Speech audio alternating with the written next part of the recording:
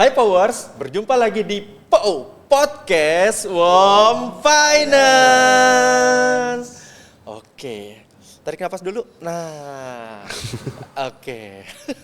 Ini kayaknya satu topik yang akan kita bahas hot banget. Nah, Powers, kali ini senang rasanya ya, saya Ferry berjumpa lagi nih di Podcast Warm Finance. Dan kali ini kita ada di rubrik Speak Up. Nah, kali ini saya nggak sendirian seperti biasa. Di Speak Up kali ini saya ditemani oleh co-host saya. Langsung saja. Halo Powers, saya Kevin dari Staff Prevention and Detection. Nah, masih ingat kan sama Mas Kevin nih ya. Nah, Vin, di episode Speak Up kali ini kita mau sharing tentang apa nih kira-kira nih? Oke Mas, jadi hari ini kita ngobrol-ngobrol tentang topiknya yang pasti udah nggak asing lagi nih. Apa ya? Jadi ini salah satu step awal kita mengajukan pembiayaan. Ya. Kira-kira Mas Ferry bisa nebak gak topiknya apa nih?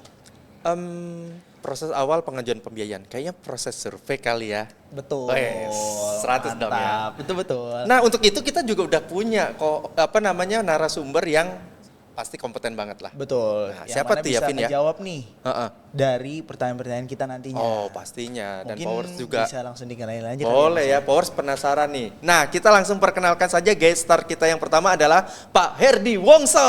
Halo Powers, apa kabar Pak Ferry? Baik, sehat Pak. Gimana kabarnya? Baik. Baik ya, apalagi Ya. mau closingan ya. Mau closing, spirit harus Spiritnya kuat. harus ini. Mantap. Dan yang kedua Powers kita sambut Pak Gilang Bayu Reksa. Halo Powers, sehat. Sehat, sama. Sama. Saya udah jawab dulu ya. Mantap lah. Nah, seneng nih rasanya akhirnya ya setelah lama diundang bisa menyempatkan waktu dan kami ucapkan sekali lagi terima kasih atas waktunya di sela-sela closingan nih ya. Masih menyempatkan diri untuk kita. Nah, topik yang kita bahas kan tentang proses survei ya, Pak Gilang dan juga Pak Herdi dan juga Kevin ya. Saya mungkin langsung aja kali ya. Saya izin lah ya untuk membahas topik yang pertama ini. Ya, Pak boleh Herdi nih. dulu deh. Boleh. Pak Herdi kayaknya udah siap banget gitu ya. Udah nunggu pertanyaan banget ya Mas ya. Iya. Ayo kata Pak Herdi, ayo apa yang mau ditanya gitu ya. Siap. Oke, mungkin yang pertama nih Pak Herdi ya. Kan di dunia pembiayaan ini kita tahu nih Pak, proses survei ya. Pasti ada ya gitu ya. Betul. Nah, boleh gak dijelaskan secara singkat apa itu survei gitu ya? Proses survei di dalam pengajuan pembiayaan dan tahapan-tahapannya nih Pak Herdi. Oke, mungkin saya jelasin ya teman-teman Powers ya terkait dengan survei kredit apa sih? Kenapa sih harus dilakukan survei kredit gitu ya? Survei kredit ini adalah salah satu bahan untuk analisa kita terkait dengan calon debiturnya kita. Ya, mau kita di perbankan ataupun kita juga di lembaga keuangan. Iya. Untuk memastikan calon debitur kita apakah layak dan bisa kita biayai secara fasilitas keuangan. Adapun teman-teman harus mengetahui juga dalam proses survei itu ada beberapa hal yang harus kita cek. Salah satu saya rangkum jadi 6 mungkin ya. Ada salah satunya kita harus tahu dengan pemeriksaan dokumennya seperti apa. Oke. Ya, pemeriksaan dokumen terkait dengan KTP, NPWP, slip ya. gaji, ataupun laporan keuangan, ataupun mungkin bukti usaha, Ya. misalnya kalau ketika kita usaha ya. Dan berikutnya buat apalagi kita harus bisa menganalisa atas keuangannya. Keuangannya. Ya, terus sudah itu kita juga dari kita ada pihak surveyor yang melakukan kunjungan atau visit dan wawancara untuk mengetahui apakah debitur yang kita biayai ini layak dibiayai atau tidak misalnya, ataukah kita bisa juga jadi bisa juga jadi konsultan lah buat konsumennya apabila misalnya konsumen dengan kebutuhan khusus misalnya untuk pembiayaan misalnya dana tunai untuk kebutuhan renovasi rumah dan segala macam ya kita bisa juga biayain di situ. Terus selain itu juga kita di survei itu juga melakukan cek lingkungan apabila kita perlukan. Ya. Ya, tujuannya buat apa sih? Kita buat memvalidasi kesesuaian data dari informasi yang diberikan sama debitur. Selain itu, kita juga melihat penilaian atas aset atau jaminannya. Apakah itu nanti motor baru berarti motor barunya atau nanti itu pembiayaan dana tunai misalnya kita ngelihat dari segi aset mobil atau motor yang dijaminkan. Dan juga berikutnya dari aspek-aspek tersebut kita akan mengeluarkan yang namanya keputusan kredit. Nah, keputusan kredit apakah nasabah ini kita bisa biayai atau mungkin kita belum bisa untuk biayai. Mungkin gitu Mas Ferry. Siap, wah. Thank you banget nih, penjelasan panjang banget ya. Panjang dan detail ya Mas ya. Pastinya. Terkait proses survei kredit ini. Betul. Oke. Mungkin nextnya kita geser ke Pak Gilang nih. Iya. Ini sih Pak. Jadi dari yang udah dijelaskan tadi terkait proses survei ini, faktor apa aja sih Pak yang dinilai dalam survei dan seberapa besar sih pengaruh hasil survei terhadap keputusan kredit nantinya? Oke, saya izin sepertinya berhubungan lah ya dengan pertanyaan yang tadi dijawab oleh Pak Iya, Herdi. betul.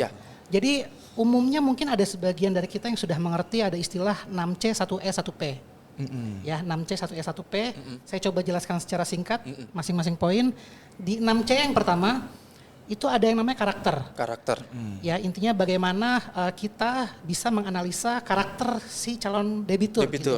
Lewat misalkan hasil kita interview ataupun dari data sekunder BI checking, gitu kan? Kalau di kita ada namanya SLIC dan lain-lain lah. Lalu yang kedua ada yang namanya capacity, sesuai namanya ya kapasitas. Jadi bagaimana kita bisa menganalisa kemampuan bayar si konsumen dari apa yang dia punya, apa yang dia kapasitasnya gitu kan. Berarti gini ya Pak Gilang, mau dan mampu. Betul. Bener ya? Makanya itu 2 poin yang saya sebutkan di awal. Karakter itu berarti inline-nya dengan kemauan, lalu capacity inline-nya dengan kemampuan. Tapi ada poin-poin lainnya, yaitu yang ketiga itu ada kapital. Maknanya itu modal intinya. Bagaimana modal apa yang dimiliki oleh calon debitur sehingga kita bisa yakin untuk bisa membiayai gitu kan. Misalkan kayak dia status rumahnya milik sendiri atau bukan kayak gitu kan. Oh, pentingnya itu ya. Gitu. Lalu berikutnya ada yang namanya kolateral. Nah, ini juga salah satu poin penting. Itu adalah jaminan. Jadi seberapa kita bisa menilai sebesar apa atau setinggi apa value dari kolateral yang kita pegang gitu kan. Yang diagunkan. Mungkin kalau di kita ada BPKB namanya ya gitu. Di tempat lain ada sertifikat gitu, betul. Ya. Lalu berikutnya ada yang namanya condition of economy. Jadi kestabilan finansial si calon debitur hubungannya dengan kondisi mikro makro ekonomi umumnya di Indonesia gitu ya. Lalu 6C yang terakhir itu ada constraint. Apapun segala hambatan dan rintangan yang menghalangi potensi si calon debitur itu gagal bayar, apapun hambatannya gitu. Dan 2 terakhir, 1E, 1P, yang E itu environment, itu bagaimana kondisi lingkungan sekitar debitur tersebut gitu. Memastikan keeksistensian si calon debitur bisa juga gitu kan. Dan purpose yang juga paling penting, kalau misalkan dalam konteks pengajuan pembiayaan, itu mungkin purpose-nya terkait peruntukan dananya. Untuk apa ya? Betul. Dipakai untuk hal yang konsumtif kah? Misalkan renovasi rumah, pernikahan, pengobatan, ataukah produktif? Modal usaha, bayar gaji karyawan misalkan kalau skupnya besar korporat gitu ya. Dan kalau untuk pengadaan barang, misalkan kayak di motor baru atau mobil baru ya peruntukan si unitnya tersebut mau dipakai untuk siapa? Begitu. Begitu. Intinya seperti itulah mungkin. Keren banget ya. Iya. Itu poin-poinnya ya. Saya juga nangkep nih, ternyata apa yang dimaksud Pak Herdi tadi, oh ternyata kenapa sih harus ada cek lingkungan, udah dijawab ternyata. Betul. Environment tadi oleh Pak Gilang ya, penting juga. Vin, nah jadi nih kalau lu mau kredit ya. Harus bener ya. Harus bener dong, ya kan. Kalau enggak di ACC sama Pak Herdi sama Pak Gilang. Tuh kan. Karena poin tadi memang harus ya Pak Gilang dan Pak Herdi ya, memang harus terpenuhi dulu. Gitu harus kita pertimbangkan sebagai poin analisa. Oke. Gitu. Oke. Wah mantap banget nih. Saya kembali lagi ke Pak Herdi. Oke, Pak Herdi kayaknya udah kapan nih ditanya lagi. Nah saya tanya sekarang Pak Herdi. Untuk di Home Finance sendiri nih Pak Herdi ya. Kita kan juga punya banyak produk ya, penawaran yang untuk bisa dibiayai kepada calon debitur kita gitu ya. Nah ada nggak sih perbedaan dalam proses verifikasinya dan juga validasinya di masing-masing produk? Pak Herdi kan misalnya dari produk reguler gitu ya. Kalau Pak Gilang kan dari NDS ya. Betul. Seperti itu. Nah bedanya apa sih kira-kira gitu deh? Kalau di kita sendiri ada Kalau dibilang ada atau enggak ada. Ada ya. Di kita sendiri juga punya ada produk-produk premium lah kita bilangnya. Ya itu apa sih produk premium itu? Ada WSC dan pre-approval. Ada WSC dan pre-approval di mana WSC dan pre-approval ini kita udah menggunakan tools khusus yang kita desain dan rancang bersama dengan RIS buat priority customer kita. Privilege buat customer yang bagus ya Pak Herdi. Betul. Oh ada privilege buat customer kita supaya pengajuan jadi lebih mudah dan lebih cepat. Ya. Nah yang tadi mungkin juga udah dijelasin juga sama Pak Gilang. Dalam proses survei kita ngelakuin apa sih? Yang paling penting adalah paling penting adalah kita wajib melakukan verifikasi atas apa yang disampaikan debitur. Kita cek dengan cek lingkungannya seperti apa. Ya cek lingkungannya apakah memang usahanya valid, pekerjaannya valid atau memang tinggal di situ dan segala macamnya. Dari tadi mungkin sudah dijelaskan cukup panjang ya sama Pak Gilang ya 6C 1 EP. Udah cukup panjang tuh dijelasinnya.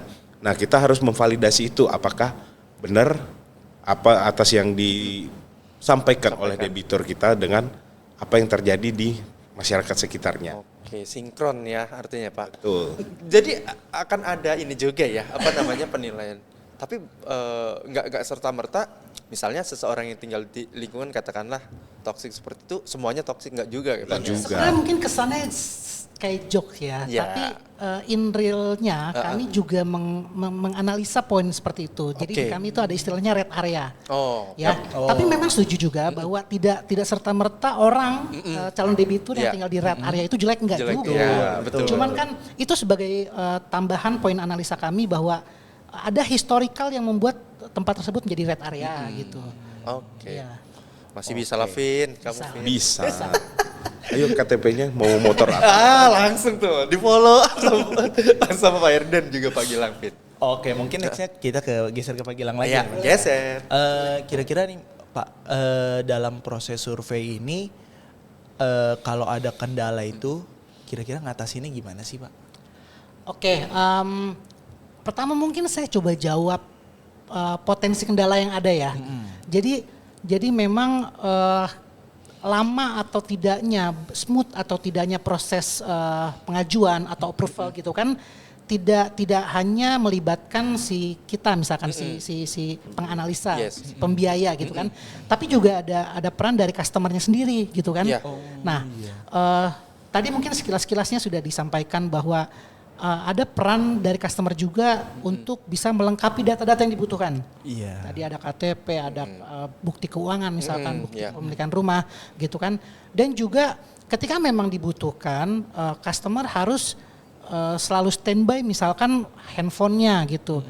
Agar kami bisa memverifikasi. Kalau di kami istilahnya, di kita istilahnya vertel, verifikasi telepon gitu ya. Jadi ibaratnya di proses vertel itu adalah dari si analisa itu untuk memastikan kesesuaian data yang sudah diterima dengan hasil interview langsung via telepon dengan customer. Nah, pun kendala yang ada yang tadi intinya ya, bahwa dokumen yang dilampirkan tidak valid. Yang kedua, konsumen terkadang sulit dihubungi kayak gitu. Nah, bagaimana? Ghosting ya Pak ya? Betul, kan gak enak banget gitu loh kalau di ghosting gitu loh. Lalu bagaimana mengatasinya?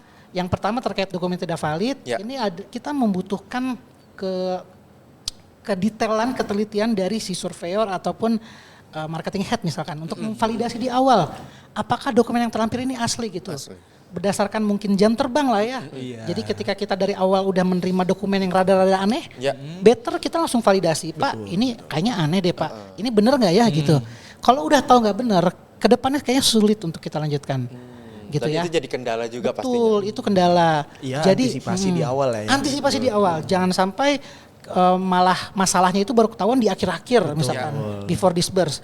Adapun kayak konsumen sulit dihubungi, nah ini penting. Jadi kami ngerti bahwa konsumen tidak selalu standby. Konsumen juga pasti punya kesibukan gitu kan. Betul. Nah tentunya kita harus deal-dealan dulu dengan customer. Bapak, Ibu ready di telepon jam berapa kira-kira?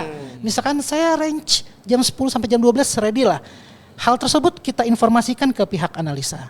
Gitu agar pada range waktu tersebut pihak analisa bisa menelpon saat konsumen standby. Gitu.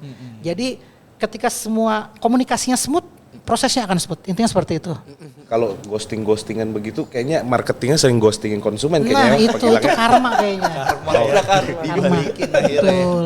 Oke, Vin, gantian saya nanya Vin. Silakan. Oke, Pak Herdi. Yap. Ketika memvalidasi data nih, ya tadi kan juga sudah disampaikan Pak Gilang. Saya ada pertanyaan menarik sih. Ada nggak ya cara khusus yang biasa digunakan nih, ya, terutama di Home Finance nih Pak Herdi nih, supaya powers yang dari CMO, ya, itu tahu nih triknya gitu ya, yang bisa memastikan data bahwa yang diberikan itu tadi yang dibilang Pak Gilang valid atau enggak? Oke. Mungkin saya pecah jadi 2 poin. Yang pertama adalah ketika survei. Ketika survei itu akan dilakukan wawancara. Wawancara. Ya wawancara bukan berarti wawancara formal banget gitu ya, mungkin Pak Ferry. Tapi kita ngobrol lah, bertanya juga terkait dengan bagaimana kondisinya konsumen tadi. Apakah kita untuk menggali apa? Menggali karakternya, menggali kapasitasnya dan segala macam tadi sudah dipanjang jelasin ya. Selain itu juga kita bisa melakukan verifikasi juga lewat via telepon. Kalau misalnya mungkin ketika survei belum ada berita-berita atau ada cerita yang belum masih ganjel nih gitu ya. Kita bisa verifikasi ke kantornya atau mungkin juga verifikasi ke tempat usaha misalnya gitu. Sebenarnya nggak ada yang canggih-canggih banget sebenarnya ya. Tapi ya inilah dasarnya kita buat menganalisanya dulu nih. Apakah Mas Kevin oke nih kita biayain? Harusnya sih oke lah ya. Harusnya oke. Saya mungkin ada tambahan sedikit. Boleh nih Pak Gilang. Kita kebetulan kan kerjasama dengan beberapa vendor gitu ya. Terkait beberapa poin untuk bisa memastikan kevalidan data. Mungkin kan di sini udah kelihatan nih proses survei itu penting banget ya. Yep. Kemudian kira-kira nih Pak Gilang, apa aja sih resiko jika proses survei ini diabaikan atau dilakukannya tuh nggak menyeluruh lah? Oke, saya bagi menjadi 2 dampak. Yang pertama dampak kepada customernya gitu kan, ketika memang customernya mohon maaf misalkan jelek, tidak layak gitu kan, lalu tetap kita biayai, lalu ujung-ujungnya ke depannya default, gagal bayar, ya ada value dari customer tersebut yang jelek juga kan gitu kan, berpengaruh terhadap kualitas BI checkingnya dia gitu.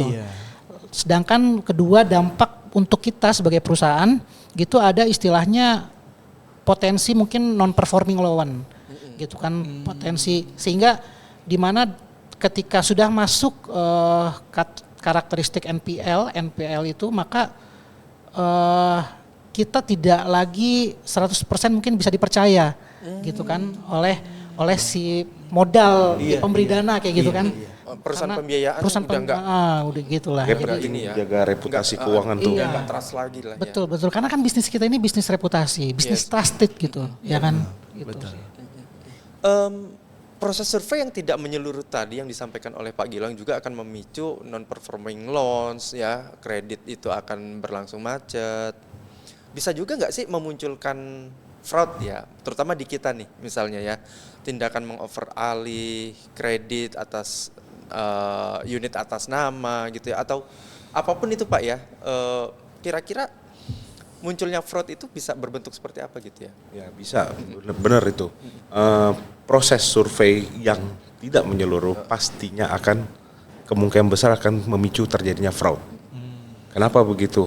Ya macam-macam, dari kita tidak memverifikasi misalnya dengan penghasilannya kan customer atau segala macamnya, itu bisa ada pemalsuan data, terus itu dokumen-dokumen yang tadi tidak akurat itu akan jadi masalah, terus tidak melakukan cross checking atas sumber-sumber, tadi udah banyak tuh sumbernya dibocorin sama Pak Gilang tuh.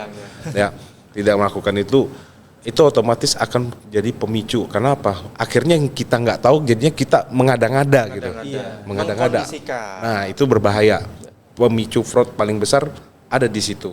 Selain itu juga apa? Kita punya yang namanya SOP.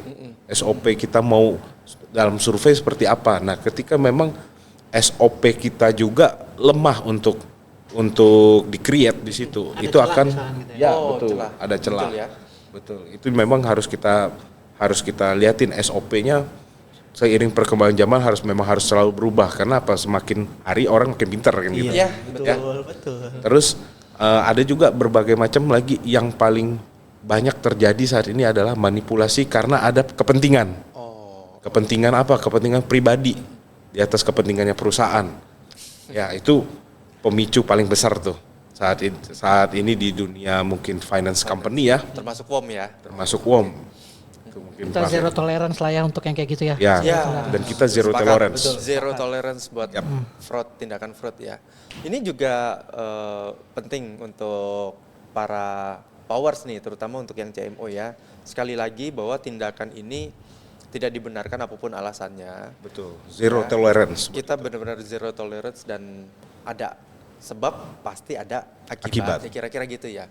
Terkait pembahasan kalau survei yang kurang teliti kan itu bisa jadi pemacu kredit macet ya. Dan fraud juga. Kira-kira nih dari misalkan angka kreditnya banyak yang macet atau banyak tindakan fraud nih. Kira-kira tuh berdampak apa sih sama profit perusahaan nih kira-kira tuh? Keren. Oke, ini saya klarifikasi, ini belum saya sebutkan di podcast manapun ya. Oh iya, keren nih. Wah gila nih, klarifikasi dulu Mas. Baru di POW ya Pak? Baru di POW. Kan bisa kayak gitu, ini spesial eksklusif ya. Eksklusif nih ya. Oke. Udah hard nih, banget nih, hard banget nih. Eksklusif nih ya, jadi eksklusif nih rekan-rekan paus ini harus beruntung loh ya, bisa menerima penjelasan dari saya ya. Oke, kita lanjut. Jadi tadi saya sudah spill sedikit, ada istilahnya namanya non-performing loan. Yes. Ya mungkin di masing-masing perusahaan pembiayaan termasuk bank berbeda-beda pemaknaannya, tapi ada umumnya bisa dikatakan yang 90 plus. Artinya mereka-mereka yang telat di atas 90 hari gitu kan. Ada juga mungkin yang menganggap 30 plus, telat di atas 30 hari itu juga salah satu NPL istilahnya. Nah, apa sih dampaknya ketika sudah ada NPL atau kredit macet itu panjang sebenarnya ya. Jadi ketika sudah ada ketahuan si debitur itu default, gagal bayar kayak gitu, sehingga potensi angka kredit macet dari si perusahaan pembiayaan meningkat. Ya, dengan meningkatnya kredit macet di perusahaan pembiayaan itu, maka bisa jadi arus kas itu terganggu. Oke. Ya kan? Nightmare ya buat kita ya. Betul, itu sangat mimpi buruk untuk kita kayak gitu. Berdampak banget. Dan kalau arus kas sudah kena, likuiditas juga kena.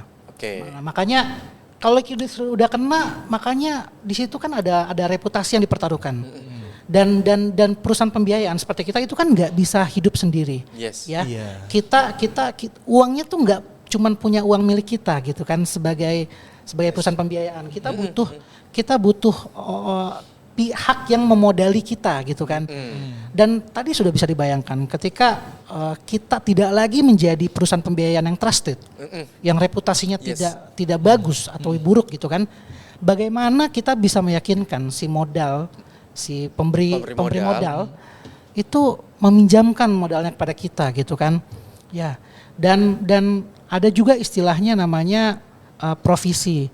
Jadi kalau misalkan sudah masuk ke bucket atau kategori non performing loan, itu kita harus mengeluarkan cadangan dana istilahnya, provisi. Yang dimana itu besar juga gitu kan, sehingga menimbulkan kerugian bagi perusahaan. Berarti dampaknya sampai kemana-mana. Berat. Iya dong. Berat. Termasuk buat debiturnya. Akan sulit untuk mengajukan pembiayaan berikutnya loh. Nah, kalau tadi kan dampaknya buat perusahaan nih. Sekarang buat debiturnya ya Pak Erdi. Jadi memang kredit macet itu setahu saya ya, mungkin juga Powers juga tahu nih, bahwa kita misalnya nih Kevin, tapi jangan ya Vin, kreditnya macet nih akhirnya, bisa berpengaruh ke misalnya kredit scoringnya si konsumen buat dia ngajuin kredit lain bisa terganggu, bener gak nih Pak? Betul. Kalau konsumen tadi mungkin efeknya buat perusahaan yang dijelasin sama Pak Gilang. Ya, ini untuk konsumennya sendiri, kita sebagai nasabah misalnya gitu ya. Nah, ini juga menyulitkan kita ketika kita sudah masuk di kategori scoring kredit yang jelek, ya dikatakan jelek ya. Terus kita mau ngajuin pembiayaan kembali, entah mungkin someday kita mau ngambil motor baru atau mungkin kita mau ngambil KPR atau kredit dengan bank ataupun non bank lah gitu ya. Itu semuanya sudah tercatat, sudah terrecord di SLIC namanya, Sistem Layanan Informasi Keuangan. Jadi apapun reputasi kita terkait dengan keuangan tercatat di situ. Jadi cukup hati-hati teman-teman paus ya, untuk hati-hati dengan menjaga reputasi keuangan pakai nama kita sendiri. Terus apalagi sih dampaknya selain itu? Mungkin ada beberapa pembiayaan bank maupun non bank bisa membiayai juga terkait dengan kolektabilitas yang jelek ini. Tapi itu akan menyulitkan juga untuk teman-teman nasabah nanti. Kenapa? Bunganya bisa jadi jauh 2 kali 3 kali lipat lebih tinggi. Jadi misalnya. Bisa berbeda ya Pak. Even begini ya, meskipun dia masih bisa dibiayain, tapi dia akan dikenakan bunga yang lebih bisa besar. Bisa jadi tergantung nanti kesehatan keuangan dari perusahaan. Tadi pembiayaannya itu mungkin Mas Ferry. Mungkin dari sekian penjelasan nih untuk PAU semua ya. Nah terakhir nih kita nggak terakhir sih sebenarnya. Mungkin saya ke Pak Gilang nih mau minta tips untuk nanti calon peminjam tentang gimana sih cara mereka nih untuk mempersiapkan diri agar lolos survei kredit. Thank you Mas Kevin. Yang pertama siapkan dokumennya selengkap mungkin. Dokumennya. Atau bukan selengkap mungkin lah, sesuai dengan yang disarankan oleh yang mau kunjungan misalkan gitu ya, atau yang menelpon gitu. Iya. Pastikan itu semua terakomodir oleh calon debitur. Lalu berikutnya yang kedua adalah ayo kita jaga skor kredit kita gitu loh. Ya, jangan sampai melalaikan apa yang menjadi tanggung jawab atau kewajiban kita. Harus dijaga itu. Lalu berikutnya pastikan kita punya income yang stabil. Ya. Penting. Jadi even misalkan wira swasta gitu kan yang secara income bukan bulanan rutin tetap gitu, tapi sudah punya semacam cash flow yang terplanning kayak gitu loh. Ya, sehingga kebayang juga saya membagi-bagi jatah uangnya ini untuk bayar apa termasuk bayar angsuran misalkan. Oh iya betul. Lalu yang pasti yang keempat ini menurut saya cukup penting juga, itu wajib bisa kooperatif. Ya, karena ada 1-2 lah, tidak banyak. Kami menemukan case di mana secara data oke banget konsumen gitu kan, kapasitasnya masuk, karakter based on slick-nya bagus gitu kan, tapi kurang kooperatif. Kayak misalkan ngegampangin semuanya gitu. Iya. Karena kan seperti yang tadi saya bilang, ini adalah bisnis trust gitu kan. Saling menghargai lah, betternya seperti itu. Ini kayak gitu mungkin Pak Fer, Mas Kevin. Oke, kita sekarang masuk ke segmen yang kedua nih, untuk membacakan 2-3 pertanyaan lah yang sudah dikirim ke kita. Ini live nih ya, langsung dijawab oleh Pak Gilang dan juga Pak Herdi. Nah, kita langsung saja ke segmen yang kedua di Nyamber. Apa itu Vin, Nyamber? Tanya narasumber. Siap-siap ya. Pertanyaan pertama mungkin ya Pak ya. Gimana sih Bapak nih, Bapak-bapak memastikan proses kerja tim di bawah supervisi Bapak? Oke, mungkin saya izin yang jawab ya. Silakan ya. Oke, pertama-tama yang pasti adalah kita harus berkomunikasi yang jelas. Ya, komunikasi jelas dalam arti apa? Ya, kita liatin rentetannya dari A sampai dengan Z. Jangan sampai ada yang keskip. Ya, jangan sampai ada yang keskip. Terus juga kita bangun suasana yang terbuka dengan tim untuk bertukar pikiran dan segala macamnya. Terus dari awal juga kita harus mengkomunikasikan goals kita ini apa sih? Untuk perusahaan apa sih gitu? Untuk kita tim target misalnya kalau saya di marketing targetnya sekian nih, kita harus komunikasikan dan jelas, dan memang harus dipastikan tim kita di bawah paham, ngerti sampai dengan things to do-nya apa. Betul Pak Gilang. Things to do-nya itu apa. Jadi surveyor apakah hanya sekedar survei dan segala macam? Tidak, karena namanya credit marketing officer, di dalamnya juga ada sisi dia marketing. Nah, jadi dia juga harus paham dengan apa job desk-nya gitu. Lalu seiring berjalannya juga kami di leader pun mungkin merasa perlu untuk melakukan monitoring. Ya, untuk monitoring terus itu kita berikan feedback, karena kan tadi dengan suasana terbuka, ketika ada pertanyaan kita akan feedback seperti apa ya. Terus selain itu juga kita juga butuh buat masukan-masukannya, karena mungkin kita di leaders ini nggak langsung mungkin terjun di lapangannya, tapi yang teman-teman kita yang di lapangan ini yang tahu persis apa yang terjadi di lapangan.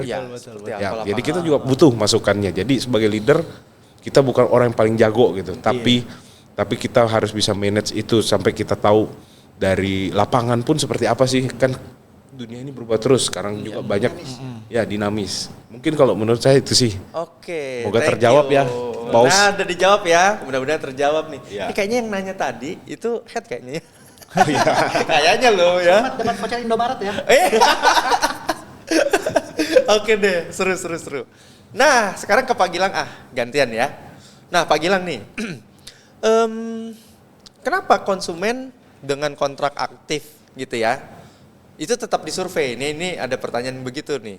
Oke. Sedangkan beberapa konsumen yang nggak match ya tidak dilakukan survei di rumah lagi misalnya. Oke, saya coba jawab yang saya pahami ya Pak ya.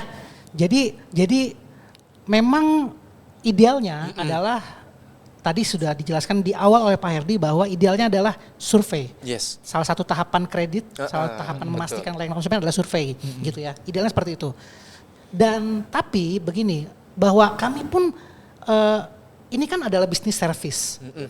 Kita melayani customer gitu. Dan salah satu bentuk service kami adalah memilih customer tertentu mendapatkan privilege tanpa survei. Yes.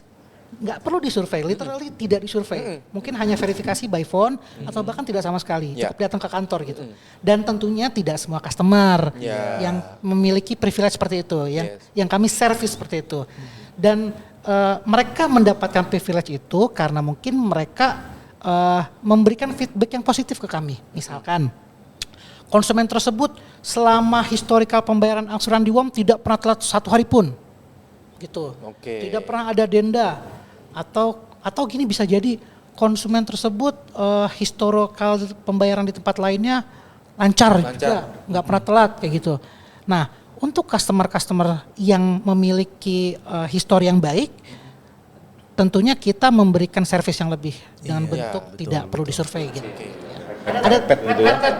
Ada toolsnya sendiri lah yang detailnya mungkin lebih paham tim dari risk gitu.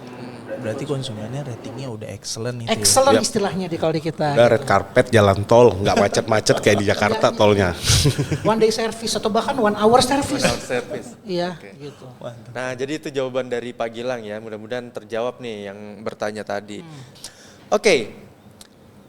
Ada lagi nggak yang mau ditanyain Vin sama kamu, Vin? Ya mungkin tadi sih pertanyaan terakhir ya Pak ya. Tapi ini sebelum paling akhir dan menutupi POW kita, pembicaraan kita kali ini, kira-kira ada nggak nih Pak dari bapak-bapak berdua pesan-pesan untuk power semua? Saya cuma mensummary dari apa yang tadi sudah kita obrolin ya. Jadi di sini kami hadir sharing lah. Tidak pasti juga kami yang lebih expert dalam hal ini gitu. Yang paling penting adalah bagaimana kita bisa untuk menjaga credit scoring kita, bisa saling saling mensupport satu sama lain. Tadi kayak misalkan ada bicara kalau ada nasabah pengajuan bagaimana harus kooperatif kayak gitu. Jadi pinter-pinter juga bagaimana kita bisa mengelola utang sehingga mungkin kondisi keuangan kita stabil kayak gitulah ya. Mungkin seperti itulah kalau dari saya. Oke. Pak Herdi sekarang. Kalau saya mungkin sudah disampaikan sama Pak Gilang ya, cuman saya lebih merangkum aja untuk teman-teman semuanya ya. Yang pertama adalah jaga hati. Yang kedua, ya jaga hati gini ya. Yang kedua adalah jaga nafsunya. Karena untuk pembiayaan seperti ini kan kita harus tahu itu kebutuhan atau itu hanya sekedar keinginan kita, need dan wants. Ya. Jaga yang ketiga yang paling penting adalah jaga nama baik. Jaga nama baik karena tadi kita udah bicara masalah slick dan segala macamnya. Nah, itu akan menjadi rentetan panjang ketika kita memang udah satu bermasalah, itu akan bermasalah berikutnya. Ya, mungkin itu aja dari saya Pak Ferry. Oke, tepuk tangan dulu. Kita aplaus dulu nih untuk Pak Gilang dan juga Pak Herdi ya. Tipsnya tadi ya. Jaga apakah ini kebutuhan atau hanya sekedar gengsi atau keinginan sesaat, itu harus diperhatikan. Dan yang terakhir, ingat jagalah nama baik kita ya. Sebagai seorang konsumen gitu ya kira-kira ya Pak Gilang dan juga Pak Herdi, karena sekali once kita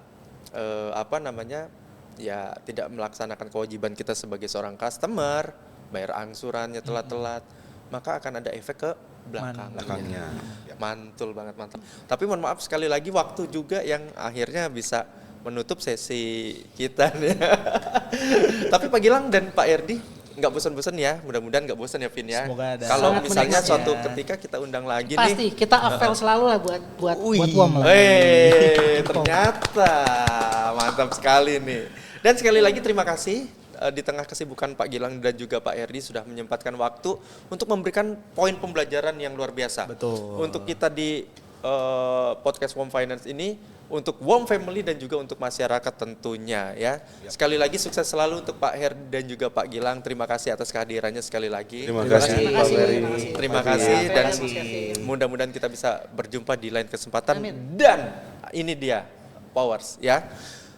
Kita tutup untuk sesi kali ini ya Vin ya. Thank you banget Vin. Sama-sama, Udah mau Mas. dampingin Saya saya juga lagi berterima dan kasih. oke. Kita akan berjumpa di episode yang selanjutnya. Terima kasih. Salam Podcast WOM Finance. Bye.